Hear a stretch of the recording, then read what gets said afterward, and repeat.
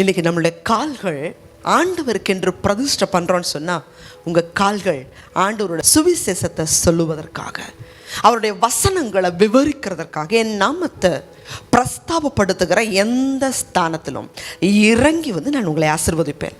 இது கர்த்தர் நமக்கு கொடுத்திருக்கிற வாக்குத்தத்தம்.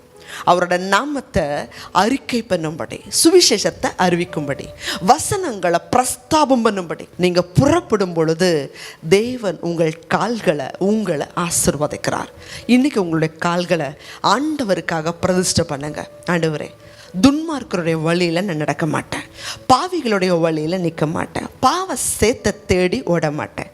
என்னுடைய கால்கள் உங்கள் ஊழியத்துக்காக, உங்களுடைய ஊழியத்தை செய்வதற்காக, தேவனுடைய ராஜ்யத்தை கட்டுவதற்காக போகும்னு சொல்லி ஒப்பு கொடுப்பீங்கன்னா, வெளிப்படுத்தல் புஸ்தகத்தில் வாசிக்கிறோம் 14 சீயோன் மலையில் 1,44,000 இஸ்ரவேலர்களை நிற்க கண்டேன்.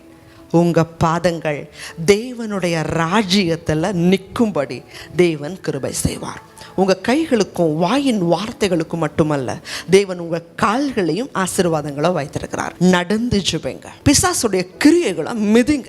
வலு சர்பத்தையும் தேள்களையும் ஆண்டவரே நான் மிதிக்கிறேன். என் குடும்பத்துக்கு விரோதமாக என் பிள்ளைகள் கீழ்ப்படியாமல் இருக்கிறாங்க, அவங்க அந்த கீழ்ப்படியாமையின் ஆவிகள், அவங்கள சுவாப அன்பு இல்லாமல் செய்யக்கூடிய ஆவிகளை மிதித்து ஜெபிக்கலாம். நீங்கள் ஆவியில் நிறைஞ்சு ஜெபிக்கலாம்.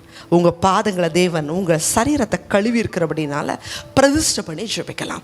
அதே போல் ஆண்டவருடைய ஊழியத்துக்கு இனிமேல் என் கால் செல்லுன்னு சொல்லி ஆண்டவருக்காக நீங்கள் பிரதிஷ்டை பண்ணி ஜெபிப்பீங்கன்னா, இம்மையிலும் மறுமையிலும் தேவன் உங்கள் பாதங்களை உயர்ந்த செழிப்பான தேவனுடைய ராஜ்யத்தில் நிற்கும்படி தேவன் கிருபை செய்வார்.